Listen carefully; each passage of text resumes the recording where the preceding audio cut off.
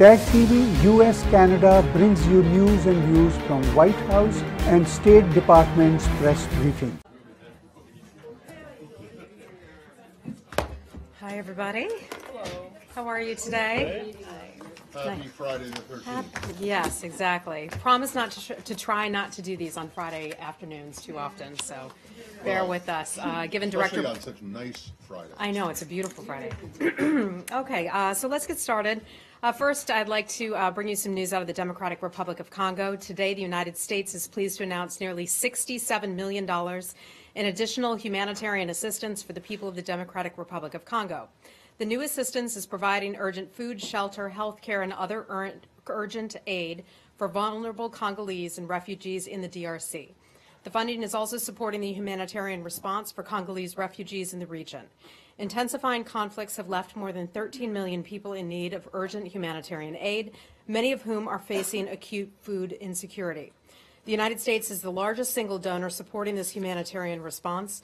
With the new announcement, we are providing nearly $277 million since fiscal year 2017 in critical assistance to the people in need in the DRC and for Congolese refugees in the region. We urge more donors to provide resources now to help those suffering in the midst of these terrible conflicts and the government of the DRC to take steps to address the underlying causes of insecurity that have given rise to the displacement and conflict that have fueled the humanitarian crisis. We welcome the pledges from other donors at the conference that took place in Geneva today, which total approximately $500 million. To put that success in perspective, the amount raised from one conference today is on par with the entire amount raised in 2017.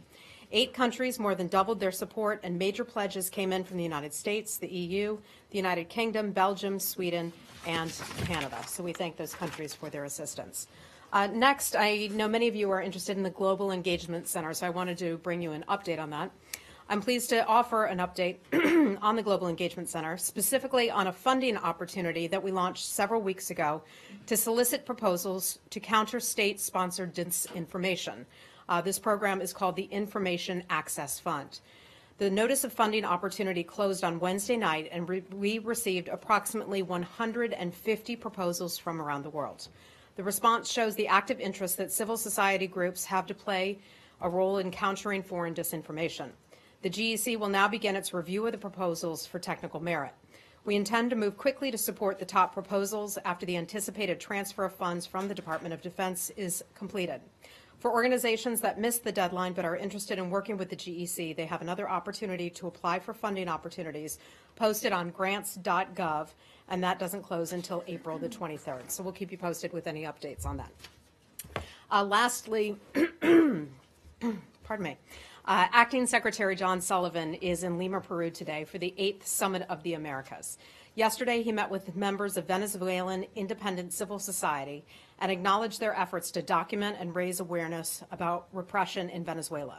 He also met with members of the Cuban independent civil society and recognized their work to promote a more open, free, and prosperous future for their country. Additionally, the acting secretary joined Secretary of Commerce Ross's meeting with the Brazilian foreign minister. The leaders discussed our joint economic growth agenda, security cooperation, and global issues. Today, the acting secretary met with the Haitian president and thanked him for his leadership as chairman of the Caribbean community and urged consensus to promote and defend democracy in the region. The acting secretary, together with Mexican Foreign Secretary Vidaguerre, co-hosted a meeting with leaders from El Salvador, Honduras, and Guatemala. They discussed ways to enhance the cooperation on security and also prosperity in the region. Tomorrow, the acting secretary will meet with the heads of the delegation of the governments of the Bahamas, Barbados, Guyana, Jamaica, St. Lucia. They will underscore the commitment to increasing engagement of the Caribbean partners as envisioned in the Caribbean 2020 strategy. International gatherings such as the Summit of the Americas are a great opportunity to bring people together to discuss shared interests, challenges, and opportunities.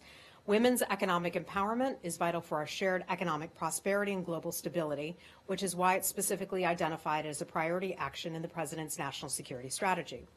Over the past year, the administration has launched several new initiatives to expand opportunities for women, both domestically and globally.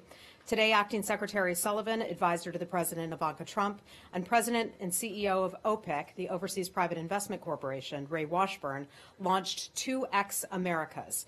It uses a new U.S. government initiative which will commit $150 million mobilizing a total of $500 million to provide women in Latin America with access to capital, jobs, and opportunities to innovate and prosper. This further demonstrates the administration's commitment to women's economic empowerment globally. When women rise, it's good for their families, their communities, and their businesses.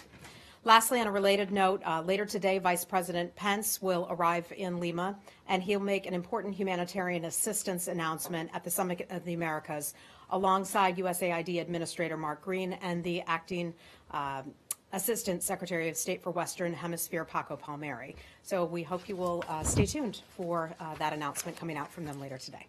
And with that, I'd be happy to take your questions. Thanks, Heather. Before I get to Syria, I have three extremely brief ones on your top, one on each of your top these announcements. Okay. One, as you noted, this conference for Dr. Congo yes. was in Geneva, not in Kinshasa.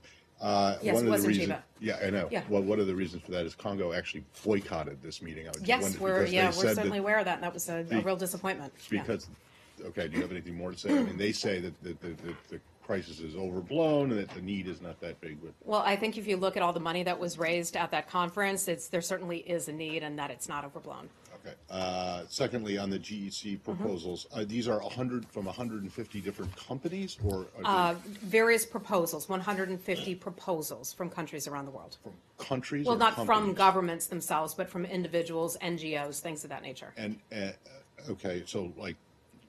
I don't want so someone may have an idea, an organization somewhere in the world may have an idea about how we can best handle or best combat state-sponsored disinformation. And so they will submit their proposals, and we'll take a look at them and find the ones that have the best merit and look at engaging with them. You don't happen to know if, like, Cambridge Analytica was one of the... I'm not aware of that, Okay, no. and then last one, on Sullivan's meetings, this thing that you mentioned with the Ivanka Trump, the 2X thing, this is XX like chromosomes? I'm not sure. I'm not sure where the name came from. It's some sort of okay. clever name that somebody came up with. I don't know the answer to that. Before you go to Congo, before you go to Syria, Yeah. Can I follow up on Congo? Yes. Okay.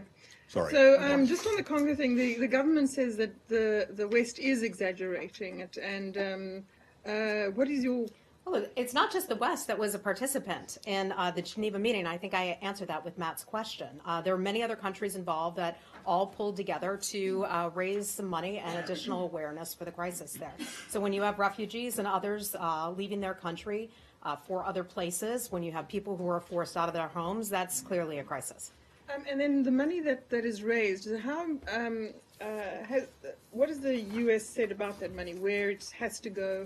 Well, and surely you would not want any of it to go through the budget of the government. We don't do that. When we provide humanitarian assistance as a course of matter, that assistance does not go to a government. This is the same way it works all across the world in different crises across the world. We provide that money to NGOs and different groups. It never goes into government coffers. Sometimes it does, because if you want to stabilize a government that you would support. But I'm talking about humanitarian aid. Okay. So, and then on the other thing, on the U.S. has been pushing for an election in Congo. Does this emphasize the need for one? I'm not aware of that. This is specifically about humanitarian aid. Okay. So on Syria, I'm sure you have seen the rather, surprising assertion by the Russians that this suspected, presumed apparent chemical weapons attack in Duma was facilitated by the British. What? I saw that. I think this is one of a long list of instances in which Russia takes information and they try to turn it upside down. We've seen a long history of the Russian government sow discord, whether it's in our own election process, other countries. We see it through state-sponsored disinformation campaigns.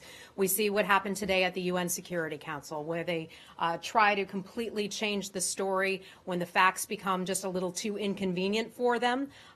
They try to change the story, but the facts are exactly what they are. Russia has changed its story once again because it's simply become, the facts have become too inconvenient for them. But can you say, can you just come and flat out say that you know you have evidence that it was the Syrian government that was behind this and that Britain had nothing to do with it? Is that something that you The UK, I'm confident in saying, had absolutely nothing to do with it. It is the assessment of the U.S. government, the British government, the French government. I cannot speak on their behalf, but we've all been having conversations and sharing information, intelligence included, and we can say that the Syrian government was behind this attack. We talked about this the other day. The White House has addressed this as well.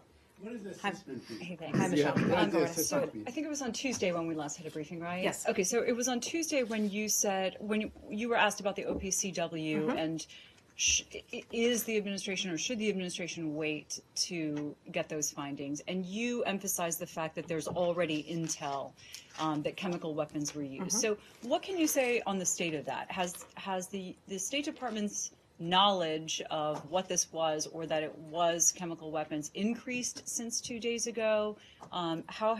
How would you say the level of proof has changed? Well, let me start by addressing the OPCW. My understanding is that the OPCW arrived, it was either yesterday or today, tomorrow in Syria to try to collect some information. So they are simply the body, the OPCW, the one that collects some of the information and determines the exact substance that was used. On Tuesday, when we last met, I talked about how we know that this was a chemical weapon that was used in Syria.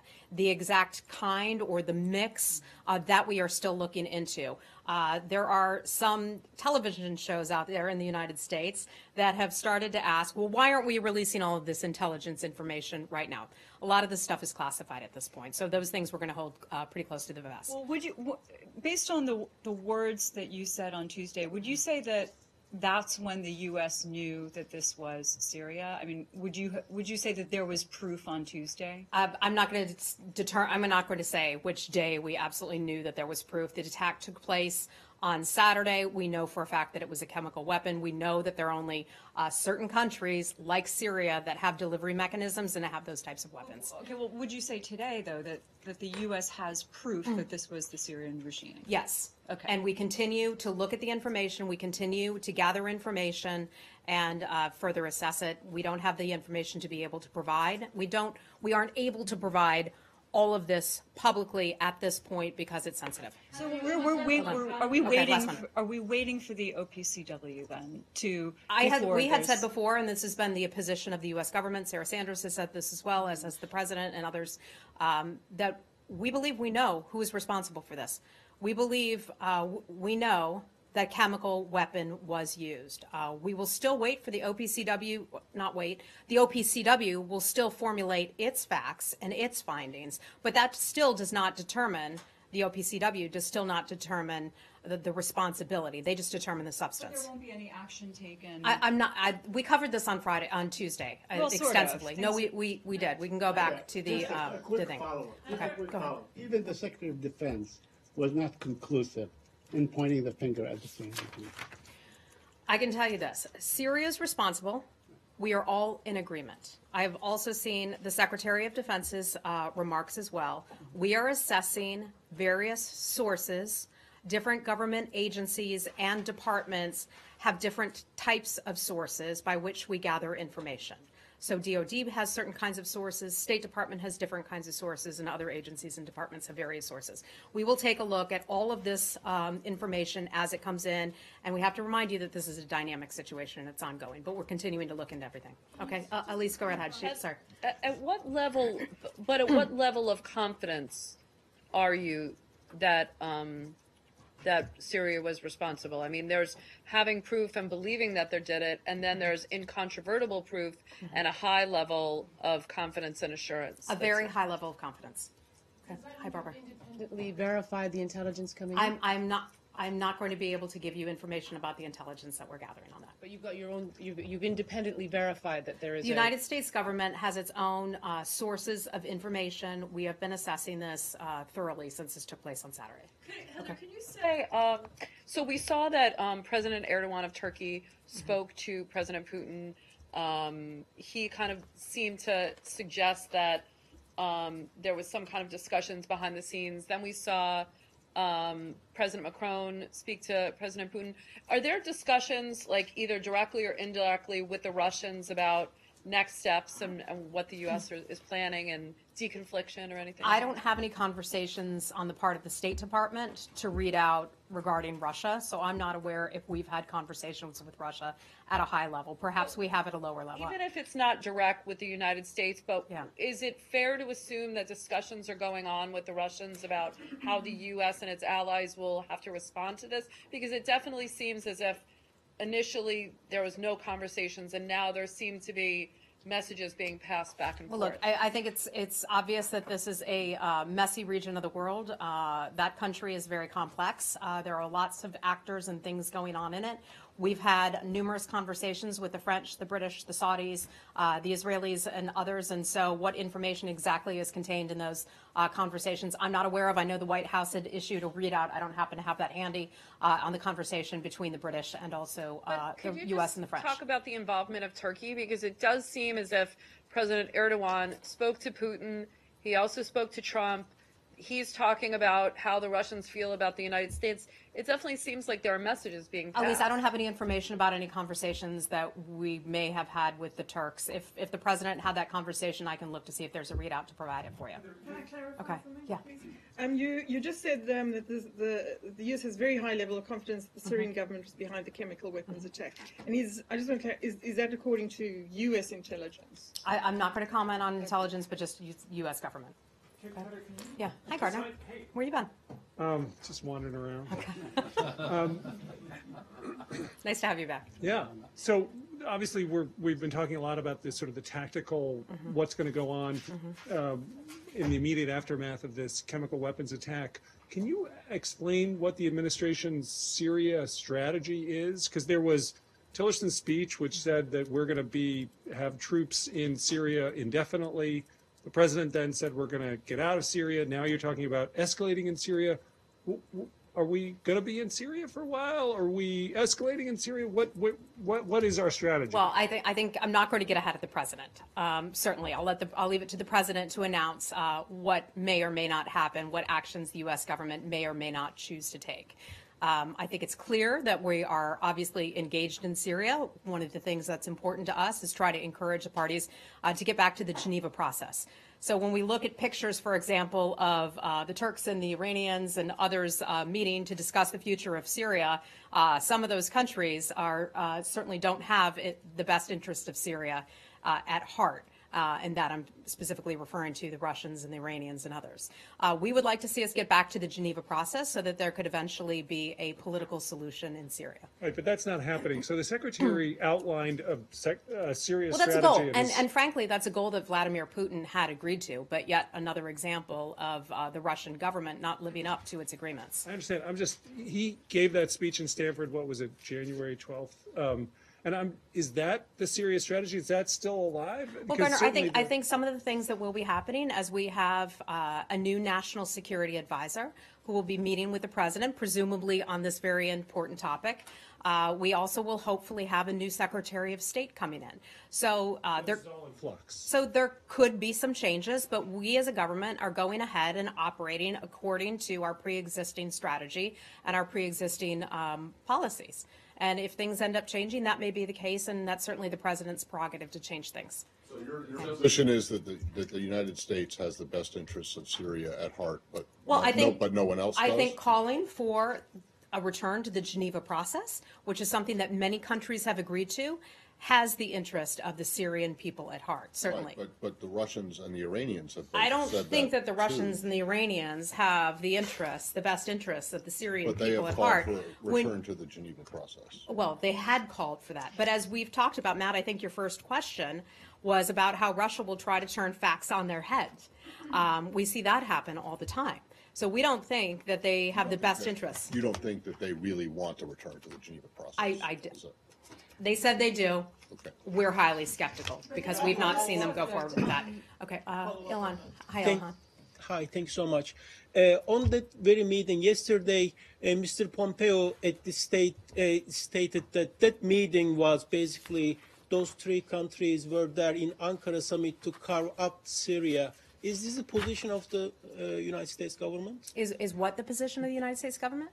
Those three countries were in Ankara to carve up Syria. Was it to do what to Syria?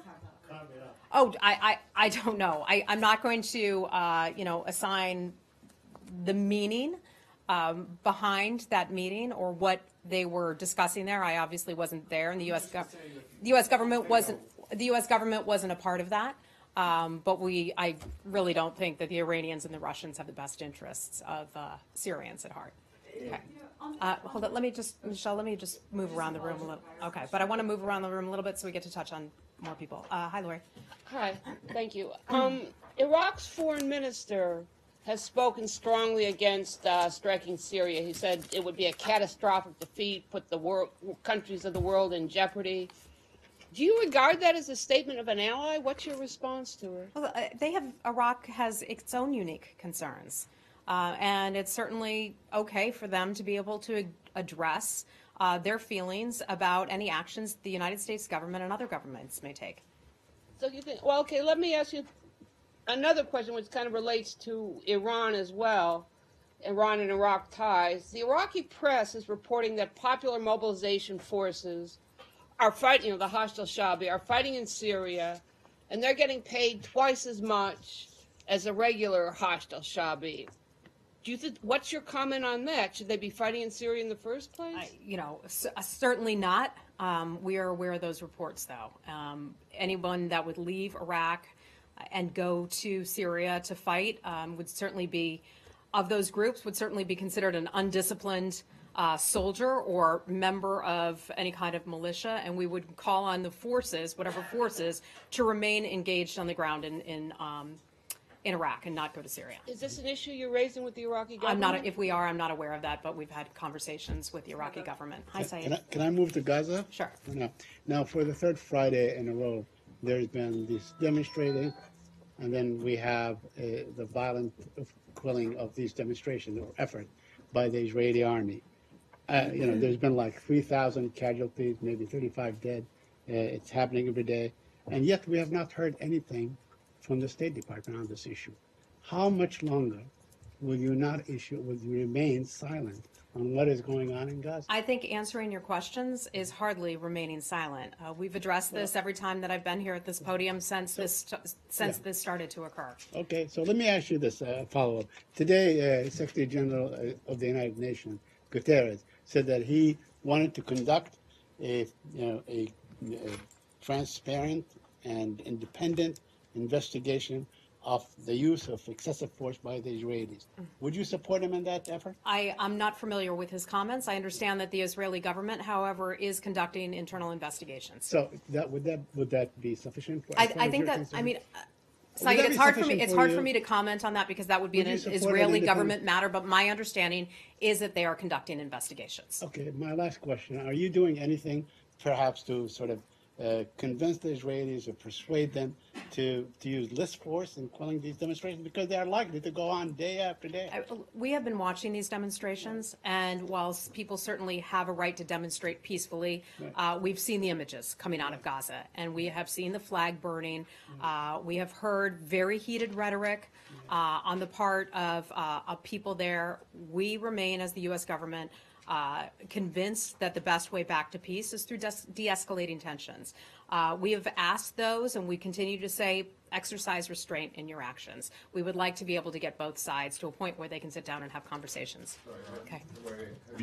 Have you gotten an answer yet to my questions from Tuesday about the journalist, the Palestinian journalist who was killed? Well, I know we addressed some of your questions on Tuesday. I didn't realize there were any outstanding ones, but go ahead and ask them again. Well, I mean, the Israeli's defense minister claims that he was a member of Hamas, a captain, and something which only the Israelis have said. The Palestinians, Hamas has denied, Palestinians have denied it, people who know him have denied it, the International Journalism Union says it's not true.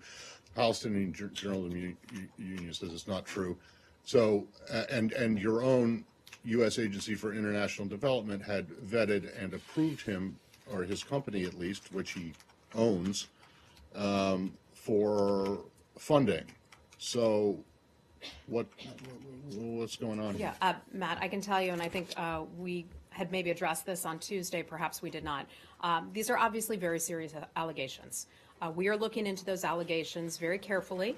There are updates that when I have them, I will be happy to bring them to you. We have interagency colleagues who are taking a close look, both in the field, in Israel and in Washington, who are taking a look at this.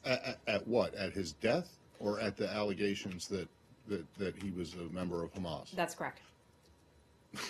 Well, that doesn't answer the question. Which one?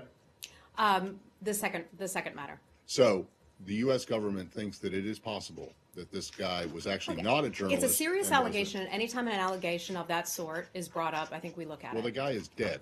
Yeah. I think that would still be important for us to take a look at that. Okay, you're asking questions about it. Do you think it's important to look at it or not? Yeah, well, I'm asking questions about it because nobody except for the Israelis, and now apparently some part of the U.S. government that is not USAID, which had approved and vetted and approved this guy, say that he was a member of Hamas, but literally nobody else says that. Matt, I can just tell you, So- I don't have any updates for you, but it is something that we are looking into. So when journalists are imprisoned in Turkey, I'm going to ask you about the journalists that the president of Ecuador says were executed by Colombian rebels. You know about that? I'm sorry. You condemn that one doesn't you immediately condemn come to my attacks mind. against Yeah. you condemn attacks against the press Yes, I do. that are far less Yes, I than do. actual death. So I need to know what exactly is the position, what exactly the U.S. government position is on this, because if your friend and ally Israel did, for whatever reason, kill a working journalist, then it should be condemned, correct? Matt, we are collecting information on the situation. We are assessing it very carefully. All of this is obviously a very serious situation. When I have an update for you, I would be happy to bring it to But you would condemn a country, no matter what it is, no matter what country it is, killing a working journalist, would you not? Matt, I will get back to you on this. Okay, this is all. That's all I have for you today. I don't get. I mean, look, if you want to have Matt, a policy, if you want, obviously if the a administration complicated wants situation. to have a policy that, It's a complicated situation. We are looking into all of this to try to assess what the person was doing. You have your sources that have certain types of information. We are looking into it as well. Okay, I'm not going to go beyond that. When I have more information that I can bring to you, I will certainly do that. and just in terms of the general situation, you're calling for restraint on the part of the Palestinians or on the part of the Israelis? I think it's fair to call for both sides to exercise restraint in this situation. I mean, we've seen it's gone on for, as Saeed pointed out correctly, almost 3 weeks now. Okay, so you see the two sides as operating equally? Matt, I'm not going to assign, an equal blame or anything to that. I'm just saying we would certainly call for those involved to exercise restraint. Okay, it seems to be it's just a little bit problematic. I'm having a hard time understanding what your policy is towards Israel and the Palestinians. If it is, Israel can do no wrong and we will never criticize them, then, well, okay, that's the policy. But you should come out and say that's what the policy is. The middle ground that you seem to trying to be taking, I don't get. So an answer to that question would be much appreciated. Thank you. Got it. Okay. Hi, Alicia.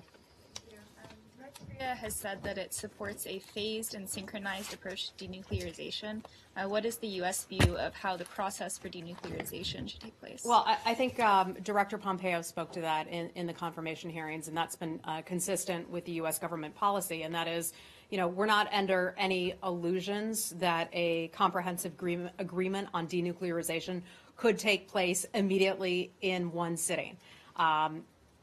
We have remained consistent with our calls for the denuclearization of the Korean Peninsula. That is something that Kim Jong-un and his regime have told others that they are willing to commit to, and that's exactly why we're sitting down and talking together. And in the confirmation hearing yesterday, Mr. Pompeo said that before we provide rewards, we get the outcome permanently, irreversibly. That is what we hope to achieve. Does that mean that the U.S. will not lift any sanctions until North Korea has transferred all nuclear materials? We are going outside the ahead with our country? maximum pressure policy. I'm not going to get ahead of any of those meetings, but I think we've made our position clear on the denuclearization of the Korean Peninsula, and that is the principle that we are working toward. Okay. Hi, Janet. Thank you. North Korean Foreign Minister Lee Young-ho visited recently in Russia. And He did what? he visited Russia. He visited Russia? Yes. Okay. And then Russian government has recommended that U.S. and North Korea summit talks be held in Russia. Are you accepted it? You know, there are a lot of countries that would like for these talks to be held there. It would certainly be a boon to their economy and a real feather in their cap. But we've not decided where those meetings would take place yet. So it is a, Okay. Okay. Do you Go have ahead. anything on the veracity of media report that Washington is pondering to open a liaison office in Pyongyang? No, I have nothing for you on that. Sorry. We have a lot of meetings and conversations that are taking place about what our summit would look like, but I don't have anything on that. Are you denying the veracity of such report? I've seen those reports. I highly doubt that is something that we would do. Okay. Hey. So yesterday, CIA Director Mike Pompeo said in his confirmation hearing that the goal of the U.S.-North Korea summit is to address the nuclear threat to the U.S., but he didn't say that they would discuss the threat to allies like South Korea and Japan. So will the U.S. discuss the threat from mid-range missiles at the summit? I don't have a full readout of what exactly will be included or an itinerary of what will be included in that meeting, but one of the most important parts of our policy is to make sure that our allies are protected, our allies in Korea and Japan. As you all know, the President will be meeting with Prime Minister Abe next week at Mar-a-Lago. I think it's the 17th and 18th of this month. That's, of course, ahead of when the South Koreans will be meeting with North Korea the following week, I believe it is. And as you probably recall, John Bolton's counterparts were just here in Washington just yesterday and I believe the day before for their first meetings with John Bolton to discuss this meeting coming up ahead. So we are all on the same page with Japan and with the Koreans in terms of our continued commitment to our alliance with them. Okay. Sure. There was sort of a suggestion in that hearing that Secretary Tillerson was responsible for the proposed budget cuts to the State Department. Obviously, that's an OMB decision. Does the Secretary designate have any stance on the proposed budget, which would cut? That is not a question that I have asked him. That is not. Okay. I think hopefully he will be confirmed quickly. Senator Corker said that he hoped to handle everything in an expeditious fashion. So hopefully we'll get a positive vote out of the committee and then out of the full floor and have him as the new Secretary of State, and then we'll let him decide what he wants to do with regard to talking to the White House, OMB, and others about the budget. Okay, and then just another one from the hearing. Sure. On Iran, he mentioned that he had no evidence that Iran had been racing toward a nuclear weapon prior to the deal, and he didn't think that if the nuclear deal were abrogated, Iran would start racing for a nuclear weapon now. Is that the State Department's policy? Look, I'm not going to be able to comment on everything he said at the hearing. He is the Secretary Designate at this point, not the Secretary of State. I don't want to be presumptuous and go around what the Senate is doing in terms of their confirmation process.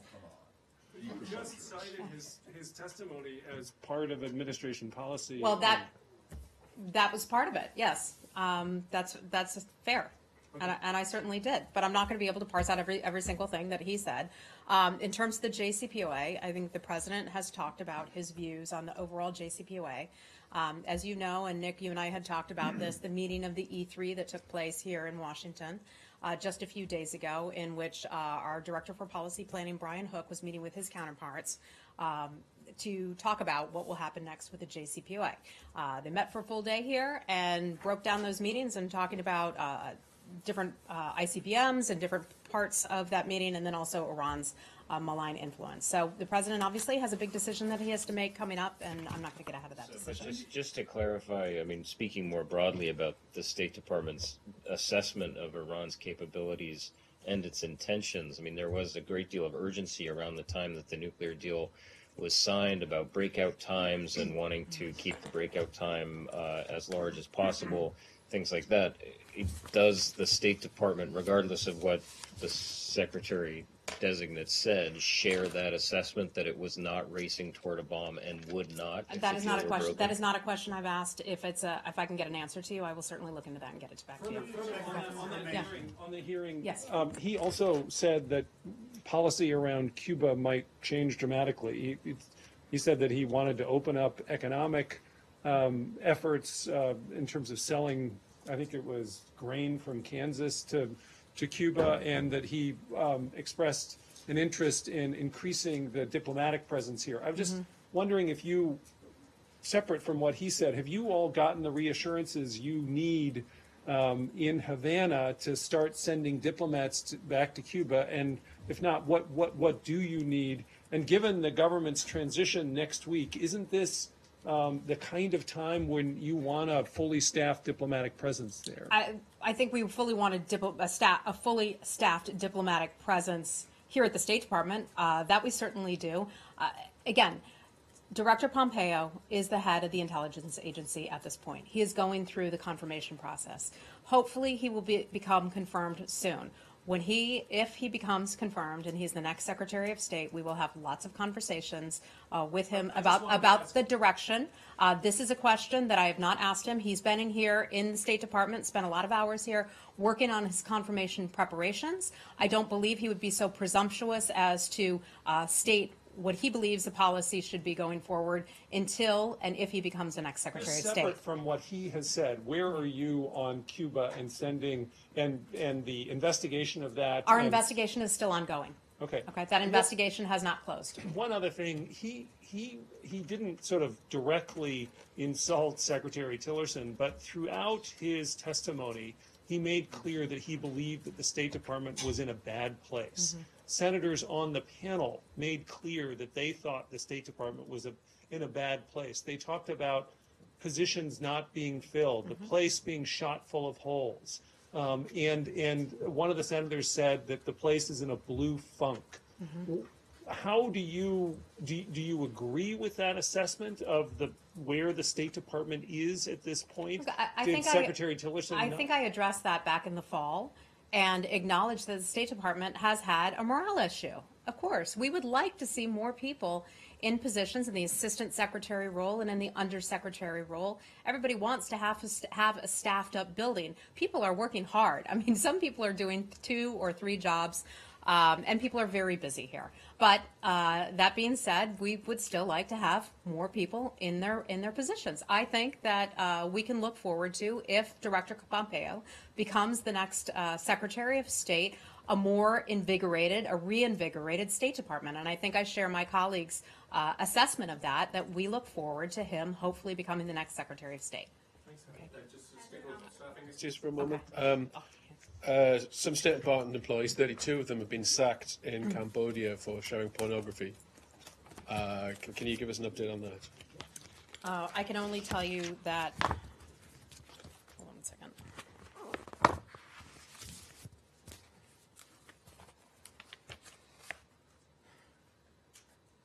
We can't comment on internal personnel matters. Sorry. Hey, Rich. Just a couple more and we got to go. I'm looking into the administration saying that it now might re-engage on the Trans-Pacific Partnership. Has something prompted that? Not that I'm aware of. The president continues to assess various trade deals, bilateral deals and larger deals like the TPP, and tries to figure out the best way forward for the American people, for American companies. And I think the president just continues to look at those. I understand that our USTR, Lighthizer, is involved with this, as is Larry Kudlow. So they're taking a look at that. That's from my understanding. But I've not spoken with them personally about it. Does the United States think it needs an economic counterbalance in the Asia-Pacific region to China's growing influence? Well, certainly China does have a growing economic influence. That is certainly the case. And I imagine this will be one of the conversations that will come up between the president and Prime Minister Abe when they meet next week. Sorry. I keep promising I'll go to March. Okay, thank you, Heather. It's about energy and Russia and Nord Stream 2. A few weeks ago, you said that the United States government opposes this project. Yes, but we do. if I recall, the Russian companies that were involved or are involved in the project were not targeted by the recent wave of sanctions. So is this project going to become a target of sanctions? So I can tell you with our sanctions activity, specifically CATSA, for example, January 29th, you may recall, gosh, it seems like forever ago. I guess it wasn't that long ago. That under CATSA, January 29th was the first day that we could begin imposing sanctions. We've been communicating with other countries, companies and the sort about what CATSA looks like and what the guidelines are for CATSA.